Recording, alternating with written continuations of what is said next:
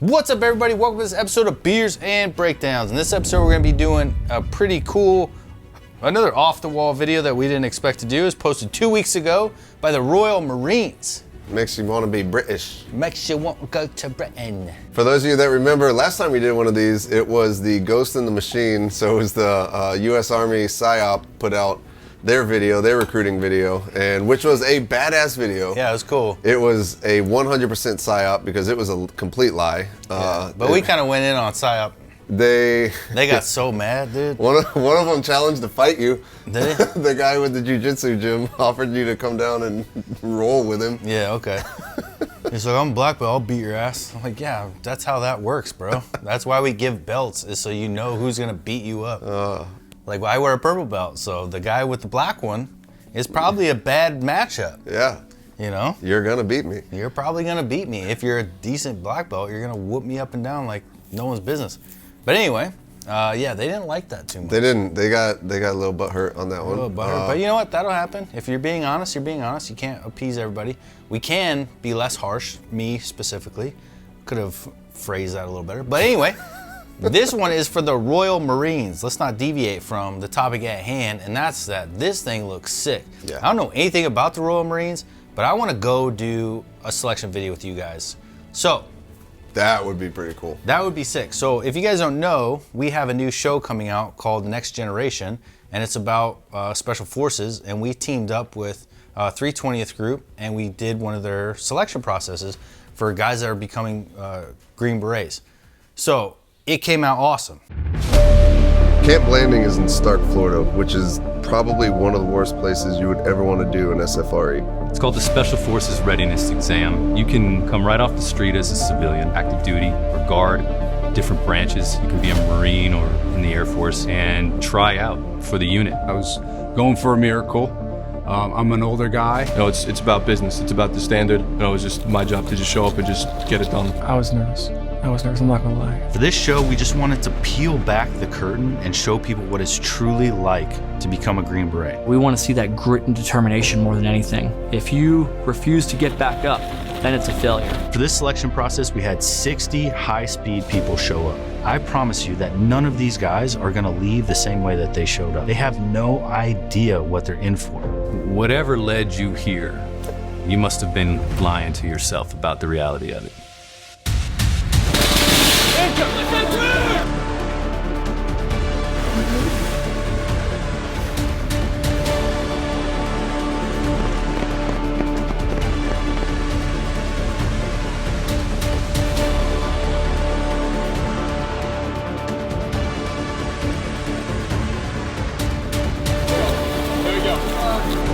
Bro.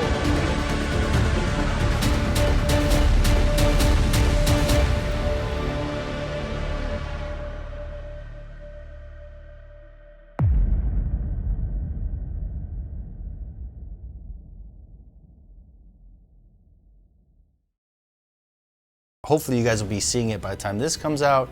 We're fingers crossed that that ban will be lifted soon. But dude, if they see it, if you guys, anyone from the Royal Marines sees that and likes it, which you guys will because it's awesome. Badass. Yes. We would love to come out and do a show very similar on the Royal Marines. That'd be so sick. And we would love to do that, and we will make you guys look even cooler than you did in this awesome short film because it'll be about the candidates, their stories, how they got there, what brought them there. Just wait until our show comes out. I think that offer stands to anybody that's in any sort of leadership position at any of these units, whether it be Royal Marines, Foreign Legion, one of the US Special Operations, whatever it is. If you want to get your selection process put out there, hit us up. We're the ones. We're your guys. Yeah, so that's where our future is going. All right, guys, sorry for that long intro. Let's jump in and check out this awesome recruitment video for the Royal Marines. Running in, port side, line astern.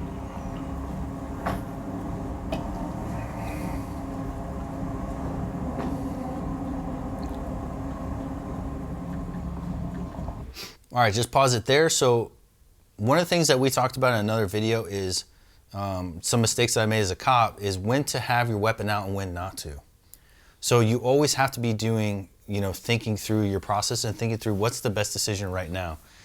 So as he's coming up to do his boat interdiction, he's walking up the ladder and he has his pistol. He does a pistol clear, realizes it's clear, holsters his pistol and goes no weapon system. And so for some people that might be scary or crazy, right? It's like, oh, you're gonna hop on with no weapon system. It's a choice. And you have to make the best choice for you. Is it safer and better for you to have one hand occupied with a pistol and in only one hand to navigate getting up and over that ladder? Or is it better to holster, use both hands, get over fast, and then get your weapon system back up? You're the one that has to make those decisions. It's not a right or wrong answer. And if anybody tells you that it is, then they don't know much about tactics, because tactics is a flowing thing.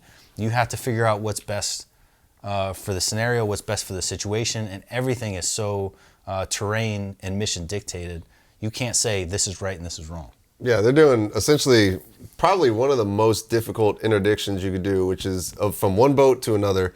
You've got the waves moving. We all saw what happened with those SEALs a couple months ago. They were doing, they were boarding a boat, and 2 of them wound up falling off and drowning during it. So when you talk about, do you want to holster your weapon and use 2 hands? Probably. Yep. You're getting tossed around, and you're going to want to make sure you have as many points of contact as you can when you're going over that ladder. So this is a super difficult maneuver. It's something that, as Green Berets, I wasn't on a boat team, so we never trained anything on the water like this.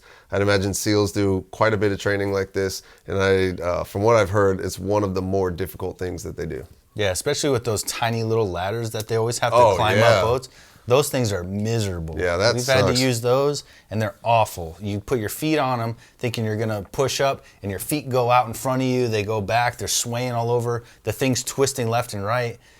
So it's really terrible. And you have all your kit on. And imagine falling in the water with a bunch of kit on. All your gear, all your ammunition, your plates, your helmet. None of it floats. None of it floats. You're going to be sinking like a rock, dude. So unless you've pre-planned gear that could float, the safest thing for you is to have your hands on, get to that point, clear. Yep. And then if everything's clear because you're stable and you have to get in a gunfight, you could duck your head back down and then re-engage, holster, and then hop over. So I really like that. Yeah, clearly, if there's somebody on the deck, he's probably going to keep his weapon in his hand. But he mitigated the risk as much as possible. Yeah, he's not going to ask for a timeout. You're like, hey guys, just let me get over. Yeah, it's super dangerous. Come on. I don't know if you know about drowning. I'm really scared. Hands! Walk to me! Walk to me! Walk to me! Step back!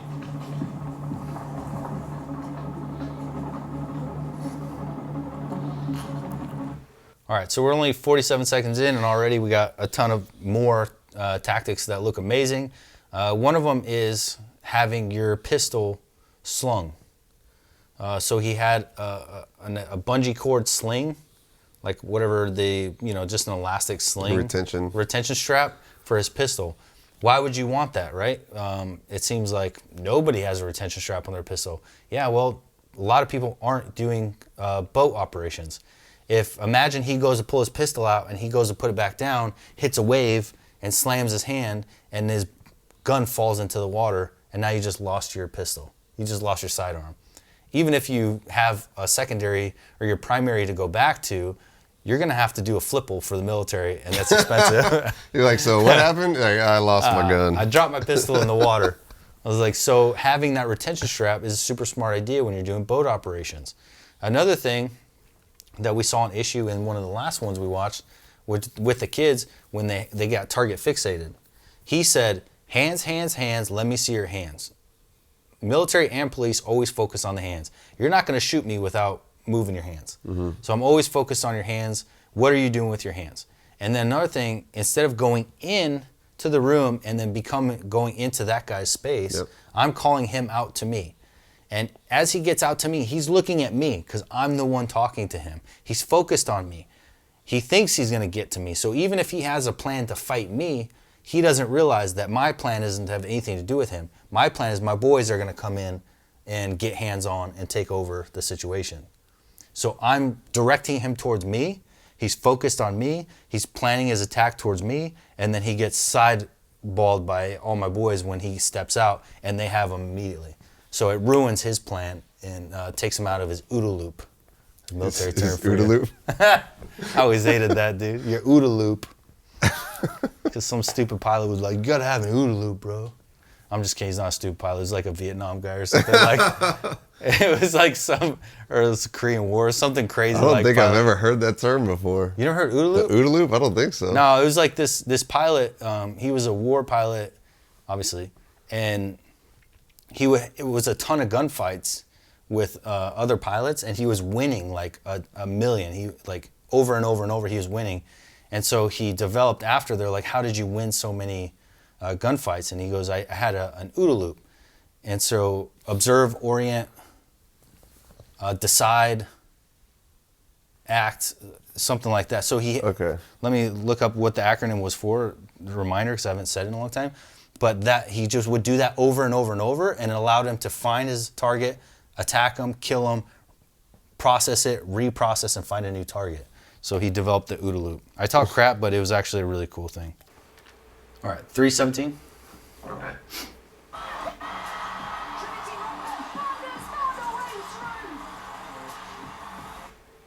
Shopping is hard. I can never find anything in my size. I buy my clothes the same place I buy my This groceries. one.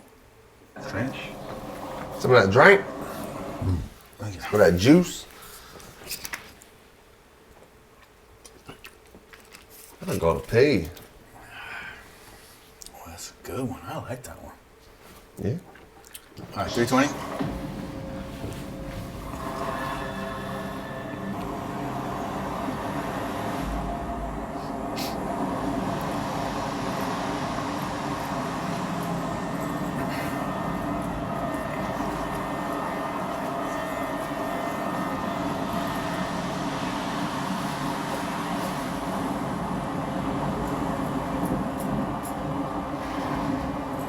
Well, there's that ladder. Yeah.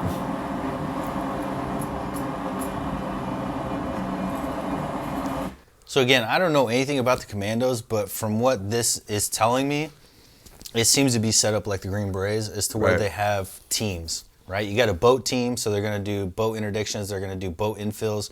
They also have mountain teams. So they only showed one guy, because Kurt and I both watched this last night, and we're like, wait, you're going to carry all your mountaineering equipment on a mission, on a boat mission? I don't know about that. Yeah. And then they just had one mountain guy go up and then toss down the ladder.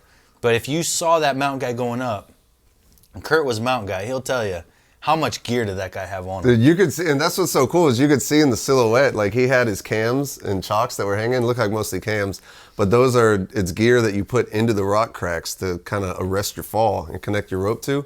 But what he's doing is one of the hardest things. For one, he's lead climbing, so he doesn't have a rope like above him that he could just connect to. He's the one placing the rope. So if he falls, he's just dead. So I mean, he can protect himself a little bit, but if you're the lead climber and you fall, you're only like, I put a piece of protection in here, I climb up 5 feet, and then I slip. I'm falling 10 feet down before it grabs me. Not to mention he's on wet rocks. He's fully kitted out. Like he's got a weapon, he's got his helmet, his body armor. That would be a miserable climb. And as the mountain guy, like the master mountaineer on a team, that probably I'd be the one that they reached out to, and I'd be like, "We're doing what?" It's like, 100%. I don't want to do that. If we were on a team together and it was that wall, I'd be like, have fun, dude. Yeah, the boat team, those guys aren't going to do it. They're going to be like, "Hey, mountain guy, you get up there," and I'm just like, "Oh no." And by the standard, you're a master mountaineer, right? Yeah. So get your master butt up that wall, dude. That's basically how it was too. It's like shit, I don't want to do this. Like, too bad, bro. All right, guys. I guess I chose this path. Yeah, you signed up for that training twice. That was 2 mountain courses you had to do. You're going up that wall. I did not sign up for any of those for a reason. That would have been a miserable climb. But then you saw what he did. He got up there. He put in a rope, which is a fixed line or a line that the other people can climb. Yeah. And then they threw down the ladder for all the boat guys to just. I'm not even gonna lie, dude. I don't even want to climb up that ladder. That ladder would have sucked. Yeah. It's like this wide. It's this metal wide, rungs. they're flimsy. The metal rungs are horrible, and you're in kit trying to climb up that thing. Dude, Everybody's wet. you would have been exhausted by the time you got to the top. Everybody would have been smoked.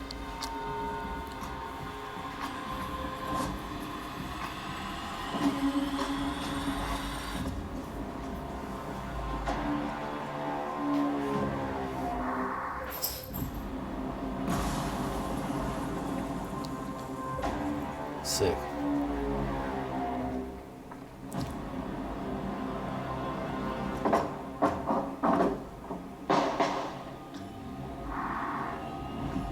A typical training video, though, when you go from like an op to now you're in a shoot house.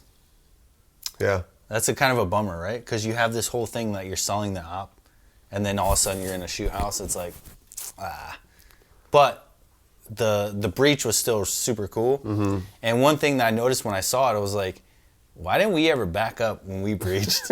Like every time we set a breach, no matter what, even if the Charlie looks at us, because Kurt was a Charlie, and they'd be like, oh, we got P for plenty. That means that they put way too much explosive on it. And even if they said that, we got P for plenty, we never backed up. It was like we wanted the concussions, dude. That's a team that's been burnt by their Charlie before. Yeah. They're like, we're not doing this Nah, again. the fact that they backed up, I was like, wait a minute, why didn't we ever do that? We never backed You just up. eat the charge as you walk in. Hey, man, you signed up. Like, let's go. You trust your Charlie. You're in for it. You're hanging in for this bang, dude. Well, the whole goal with that, and they talk about P for plenty, and basically what they mean by that is like, how much did you put on there? Well, P for plenty. Because you don't want to have the charge be not sufficient enough to get through the door. So the worst thing you can have happen is you blow a charge and you go up there and the door's still there, or a portion of the door is still there. So when you come up with your calculations, or you mentally think of what you need, you'd be like, well, let me just sprinkle a little bit more on there, just add a little bit more to it just to make sure. Yeah. And unfortunately, sometimes that little bit more could be quite a bit too much. Dude, when these guys sprinkle, it's like when you forget to put the cap on the salt and the whole thing dumps out. I remember in Afghanistan, the EOD guy did P for plenty on a blowing some demo that he found, and rocked my bell, dude. Yeah. I was on the other side of the clock wall, and I was like, all right, he was like, all right, back up. And I looked down, I was like, dude, I got a 10-foot wall right here. I'm chilling. I was on the gunner seat, and he goes, woof. And he was like, "Ree." Yep. It's like in the movies. And then I was sitting there, ears ringing, and I just feel rocks hit me. Wow, wow, wow, wow. Pieces of the wall were landing on me. And I was like, "Ree." And Travis, because I don't think it was Travis that set it up. I think it was his junior that he was like teaching. Yeah. And Travis was like, everybody okay? And I was like, I was like, if he ever tells me to back away again, I'm getting away. That's Because funny. that hurt. Dude, it'll take your breath away, man. One of the coolest things is when you're on like you have a good amount of space between you and the charge, and you can actually watch it, and you can watch the shockwave come like sick. over the ground as it approaches you. That's cool. It's awesome.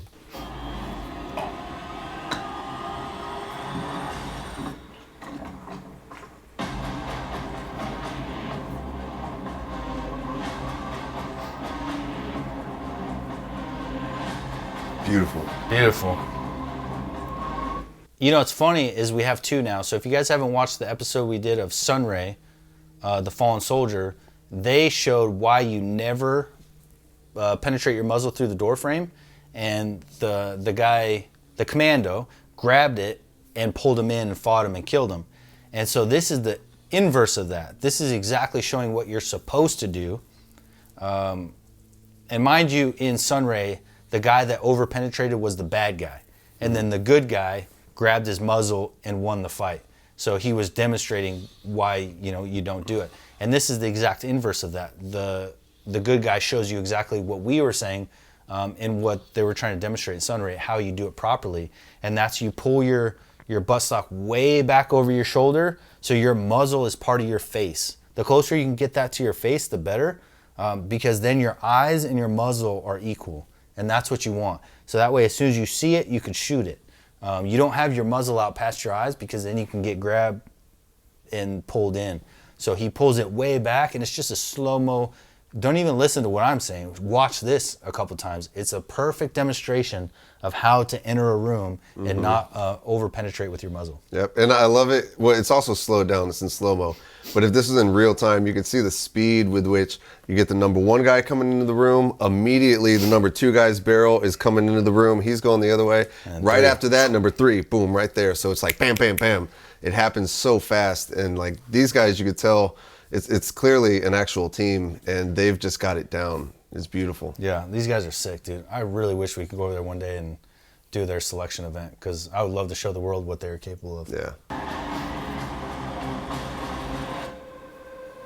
Sorry, this is 2-0. Hostage secure, over. 2-0, this is 0, roger. Be advised, Enemy approaching your position. Move to FRV immediately.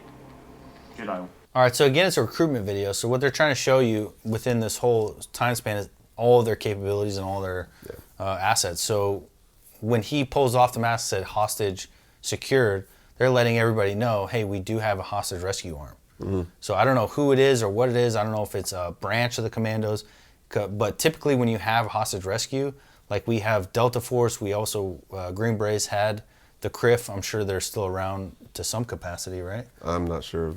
But whether they are or not, we had the CRIF. Then there's Delta.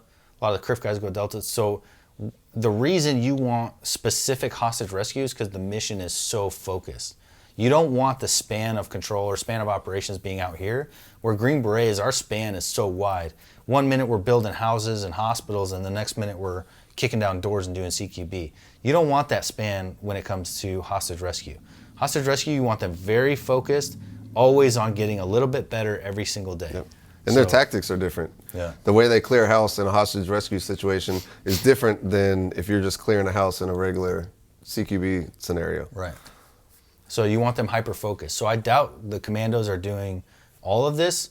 I imagine there's a branch of them specifically for hostage rescue, but again, it's cool because it's showing you like, hey, we do this too. Like we have our own hostage rescue force, and I would love to know more about that. This makes me want to be a Royal Marine. Well, I know. A Sign commando. me up, dude. Let's go play some guns. Oi. You think they still have tea time? Dude, I'll learn the That's accent. the Green Beret and everything. nap time? Is their tea time? Is it? Dude, I'll be there for 5 minutes and be like, oh, mice, how we doing? All right.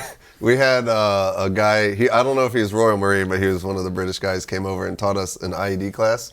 I didn't learn a damn thing because the whole time hear what he's saying? I'm listening. Well, I could hear what he said, but the whole time I'm trying to mimic his accent in my head. I didn't learn a damn thing for that class. He's like, crocky. He's like, you put this over here, and then you're gonna add this, and you're like, crocky. You sound like you're from London. Oh, crocky. Just practicing. He's like, Kurt, what'd you learn? You're like, huh? Oh yeah, it's a good class, dude. Oh, yeah, I loved it. Well done. I'm out there stepping on all the fake IEDs. You're like, crocky, mate. Crocky make koala. Stepping on him like, blimey. Blimey, Crocky make koalas. All the koalas are Crocky mateys. What are you in Australia all of a sudden? Koalas? Yeah, where is that, dude? Where are we? British. Where are we British? I don't know what the British do. Crikey. Is that not in Australia? No, you turned into the Crocky, crocodile all hunter. the gorillas, blimey, mate. Little Steve Irwin over here all of a Got a sudden. tiff with my tilly, boys. Dude, I'm a poor kid from the desert. What do I know, Just stick with the Sean McGregor. That's in the same area. Is it? Yeah. They're all in Australia, right? No, we're talking about the UK. Huh? We're talking about the UK. Connor? He's in Australia. He said, Crocky, walk out for them koalas, mate. Connor, yeah, he's out there fighting kangaroos. He's like, oh, yeah. Why do you think he's so good? Huh? Yeah, dude, that's what they all do in Australia. That's where the Queen is from. Oh, well, this is digressed. The Queen of Australia, obviously. Of course, yeah, the Queen of Australia. They have a king too, right? Though. Well, now they only have a king. The Queen died. No, in Australia, the King of Australia. I don't think so. I think they have a president. I think the king is actually the British. I don't know how it works anymore. The king is the British in Australia? It was, yeah. That's how it started. Anyways, this isn't a history lesson. Is this real life, dude? Are we that stupid? Americans are that stupid. Like, Americans are that stupid. The Royal Marines are watching this. They're like, yeah, we're not going to have these guys. Yeah. We're going to get there and like, go Crocky, eh? Yeah, Crocky. You want to fight the koala, eh? And I was like, oh, no, dude, that's not what I meant. It's just that clip is on repeat when we walk in. We're like, thanks a lot, Sean. Just some buff dude with no shirt on. He's like, come and play with the koalas, right, mate? We got our own koala. Shut the cameras off. You guys are in for it now. We call him the koala. I'm like, I don't want the koala. Why is he so hairy? Don't touch me, koala. Anyways, great video. This is an awesome recruitment video for these guys. Yeah, I'm going to go to Australia right now so I can sign up for the British Commandos. That's my plan. You're an idiot. All right, guys, we got to end this. Kurt's going to be mad. Abel's going to be mad. We'll talk to you guys later. We'll see you on the next episode. Let us know what you think. And hopefully nobody from the Commandos watches this and sees how dumb we are. Hopefully they, just watch our other video and then let us come out. Yeah. Invite us.